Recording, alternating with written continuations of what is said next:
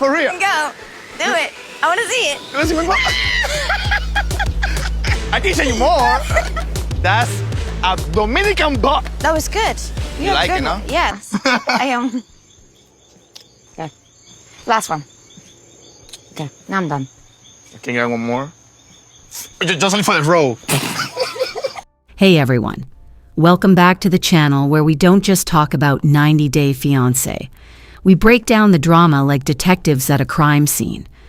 Today we're heading deep into the Dominican Republic, where Sophie and Pedro's relationship evolved from ghosting to a jaw-dropping, heart-racing first kiss in less than 48 hours. Was Pedro messing with my head? Was Sophie finally finished? Or did one breakdown on the beach and a date on horseback change everything for them? Stay with me through all the explosive chapters, for what occurs next will leave you stunned. If you appreciate this sort of deep dive, hit the like button, subscribe, and set on notifications. Let's get started. Day 1 in the Dominican Republic, and what could have been the start of a romantic reset, turns into something much worse. Pedro makes a choice that shocks everyone who watches 90 Day Fiancé. He stops talking to Sophie. No good morning texts, no check-ins, and not even one emoji. No sound on the radio. His excuse, which he gave later with that calmness that often seems a bit too planned, is as simple as it is scary. He didn't want to seem desperate. He thought that standing back and giving her space would make him more appealing and in charge. But this is where the drama becomes real. Sophie is thousands of miles from home, alone in a new nation, looking at her phone with nothing but unanswered messages and rising anxiousness. The man she crossed an ocean for has disappeared without a trace, leaving her to repeat every promise, every discussion, and every warning sign in her memory. People who have been watching for a long time are shocked.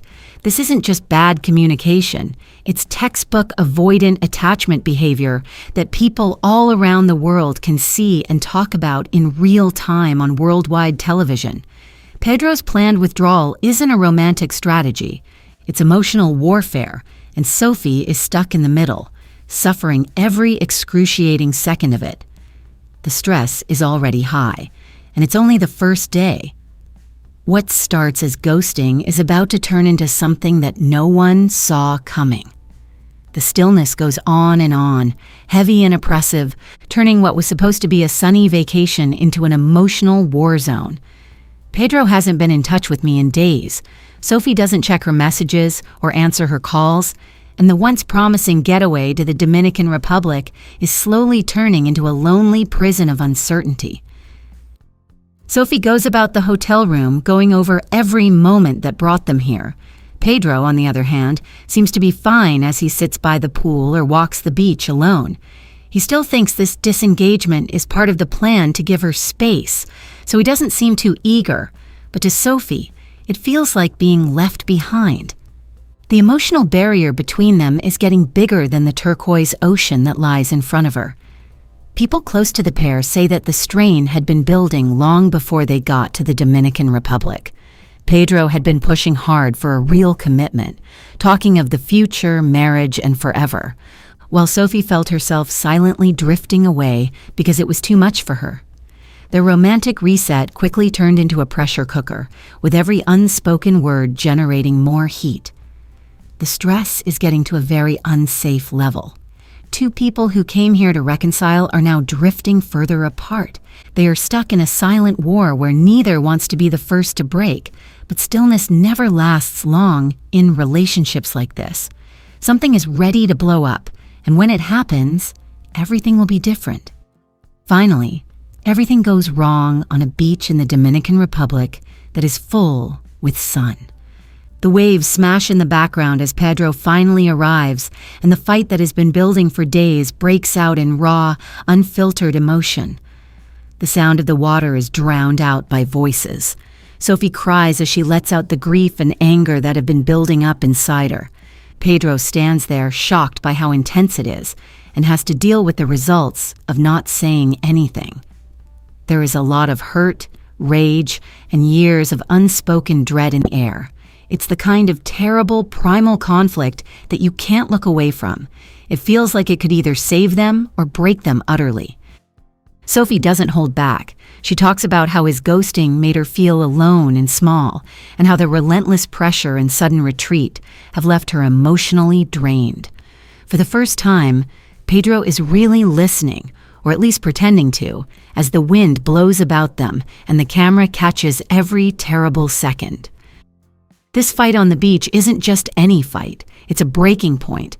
The stress that has been building up eventually bursts over, and they are both emotionally drained on the beach. But what happens next will shock even the most devoted admirers. This spectacular collapse is just the start of a day that will turn their whole story on its head. Just as the explosion at the beach leaves Sophie and Pedro emotionally drained and wounded, Julia shows up as an unexpected voice of reason, acting like an unofficial therapist. What was meant to be a simple chat rapidly turns into one of the most dramatic and revealing sit-downs of the whole season. There were no dazzling lights or planned lines, just three people in a quiet room with the weight of everything that had just happened in the air. Julia sits them down and looks them in the eye, making sure they don't try to ignore what happened. She makes a safe place masks can finally come off.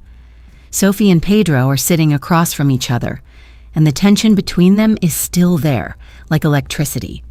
Julia softly but firmly leads the conversation, getting them to say things they've been putting off for weeks. Every syllable feels heavy, and every pause has a lot of importance. This isn't just fake drama for TV. It's true vulnerability on display in front of the cameras. For the first time, the fundamental problems come to light without the clamor of wrath or silence. Julia's calm presence makes them both face not only the ghosting and the strain, but also the dread, bewilderment, and doubt about whether this relationship can ever last. What happens in this unexpected therapy session will change the course of their trip and maybe perhaps their future together. The discoveries are shocking, honest, and more shocking than anyone thought they would be. Sophie stares Pedro directly in the eyes, her voice shaking yet firm, and says the one word that stops everything cold. "You're making me scared." The words hang in the air like a thunderstorm. Sophie tells the truth in a raw, devastating flood. She says that Pedro's incessant language of commitment, urgency, and the future he continues pushing has become a huge red flag for her. What was supposed to feel like love now feels like a trap closing in. She starts to cry as she talks about the fear that has been growing inside her. She says that the way he pushes her makes her question everything and wonder if she even knows the real Pedro beyond the charm and promises. She isn't simply angry or irritated anymore. She's really scared. She's scared of moving too quickly, of losing herself, and of what this intensity could become if she doesn't say anything immediately. Pedro is sitting there, clearly scared, and has to hear the truth he has been avoiding. The room is quiet save for Sophie's impassioned comments, which break the tension. The power dynamic changes for the first time on this voyage. Sophie isn't silently pulling away anymore. She's telling everyone her biggest worries, and they strike her like a freight train. This isn't just another fight. Sophie is painting a line in the sand showing that their bond has fissures that go much deeper than just ghosting or not talking. The disclosure makes everyone in the room, as well as everyone watching, question if their love can survive a truth this hefty. But just when it looks like all is over, Pedro is ready to do something that no one expected.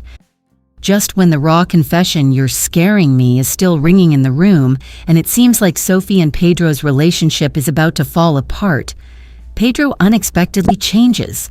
The man who had been ghosting her for days and pushed her to commit so hard that it scared her, now leans forward, his shoulders slightly stooped, and his voice is noticeably quieter. He suddenly turns around and gives a lengthy, heartfelt apologies that no one saw coming. He doesn't hurry. He takes his time, looking straight at Sophie as he accepts every terrible truth she just told him.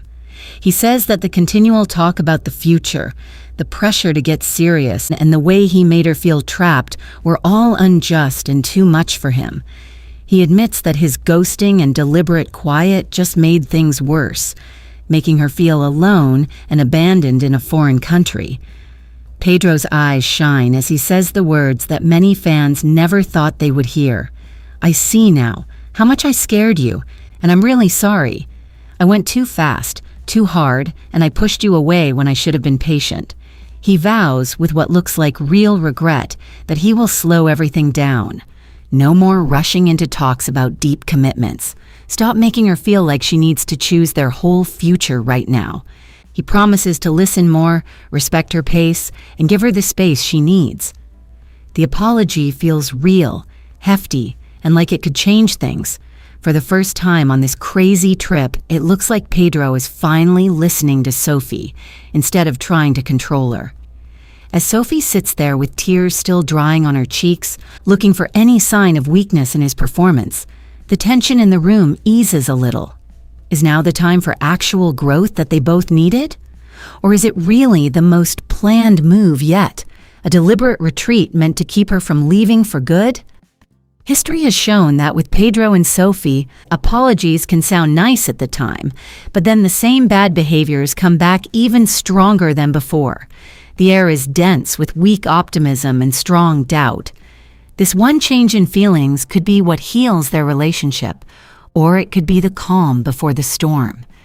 Everything is up in the air right now, and only time in the DR will tell if Pedro's shocking 180 is real change or just another part of their spectacular game. The day after the therapy session, when Sophie and Pedro were crying and saying sorry, the producers give them one final chance to get back together, a romantic horseback ride through the beautiful Dominican countryside. What may have been awkward or forced after such an emotional breakdown turns out to be something magical. The golden light of the afternoon bathes everything in a warm glow as they get to the stables. The horses are saddled and ready, and for the first time in days, the oppressive tension between them starts to go away. Sophie and Pedro get on their horses next to each other, and the sound of their hooves on the dirt path replaces the silence that used to separate them. The casual flirtation comes back slowly, a little taunting, laughter that echoes across the broad fields, and grins that are exchanged every time their eyes connect. Pedro fulfills his word from the day before. He doesn't push or hurry into serious talk. He just enjoys being with her right now. Sophie, who is still wary but clearly relaxed, begins to open up again. The chemistry that has been lacking for so long suddenly comes back to life. At first it is modest, but it gets stronger with every teasing statement and lingering look. As the sun starts to set, they ride along beautiful trails dotted with palm trees and bright tropical flowers. The ocean breeze brushes against them. A casual date turns into a big change. The emotional whiplash is real. In less than 24 hours, you go from crying and being scared in therapy to having a light, flirtatious, almost carefree horseback ride. For the first time in a long time, Sophie confesses to herself that she is starting to feel attracted to him again. The walls she put up are starting to fall down, and in their stead is a warmth and closeness that reminds her why she fell in love with Pedro in the first place. It's not just about the horses and the environment. It's also about finding the spark that brought them together from all over the world. But things don't stay simple for long with Sophie and Pedro. As the sun sets and the horses ride back to the stables, the golden light makes the true question even more clear. Is this blooming romance the start of something meaningful, or is it merely the calm before the next storm? As the golden sun sets lower over the Dominican countryside and the horses slowly make their way back to the stables, the air between Sophie and Pedro is charged with something new. The casual flirtation that started during the voyage has gotten bolder, the laughter has gotten quieter, and the glances have gotten longer. The emotional walls that were impossible to scale just 24 hours ago are finally starting to fall apart. Then, at a moment that supporters have been waiting for since the start of the season, it happens. They stop in a calm part of the trail where the horses are grazing peacefully next to them. Pedro looks at Sophie, and his eyes are softer than they have been in days. He leans in without rushing or putting pressure on him. Sophie doesn't let go. She meets him halfway instead, Their first kiss was not a brief peck or a shy brush of lips. It was a true, deep, passionate kiss that held all the tension, relief, anxiety, and longing that had built up during the voyage. The camera gets every second up close and personal. How Sophie tenderly places her hand on his chest, how Pedro brushes her hair back with his fingers, and the undeniable spark that finally erupts between them. Sophie smiles genuinely when they slowly pull away from each other. She finally says out loud that she feels the attraction again, the pull she had been missing, and the chemistry she was afraid was gone for good. That one hot first kiss makes all the ghosting, the seashore fight, the scary therapy session, and the emotional whiplash seem to slip away. The scene feels like something out of a fairy tale. Two people who were about to leave are now caught up in each other under the DR sunset. But things are never that easy with Sophie and Pedro. As the kiss lingers in the warm evening air and they ride back with a new sense of closeness, one burning question hangs over the whole scene. Is this passionate first kiss the fairy tale turning point they both wanted so badly, or is it just the calm before the biggest storm yet?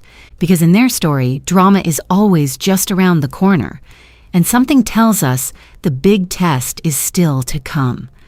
From complete radio silence and cold ghosting on day one to a raw beachside meltdown, a gut-wrenching therapy confession where Sophie said, "You're scaring me," a stunning emotional apology, a magical horseback ride full of laughter and flirting, and finally that long-awaited, steamy first kiss under the Dominican sunset. Sophie and Pedro took us on one of the most intense emotional roller coasters we've seen on 90 Day Fiancé in a long time.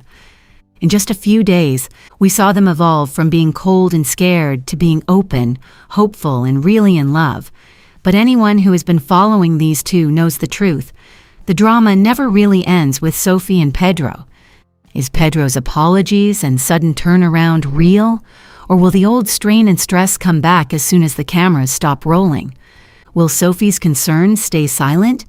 Or will they come back even stronger after the magic of that first kiss wears off? And what shocking news is just around the corner that even the producers might not see coming? The questions keep coming, and the stakes have never been higher. If you love this crazy trip as much as I do, hit the like button right now and tell me what you think in the comments below. Are you Team Sophie, Team Pedro, or somewhere in between? Do you think this hot first kiss is the true beginning, or is it merely the quiet before another big storm? Make sure to subscribe and ring the bell so you never miss the next exciting chapter as soon as it comes out. Thanks for watching. Stay tuned for the next episode of the drama.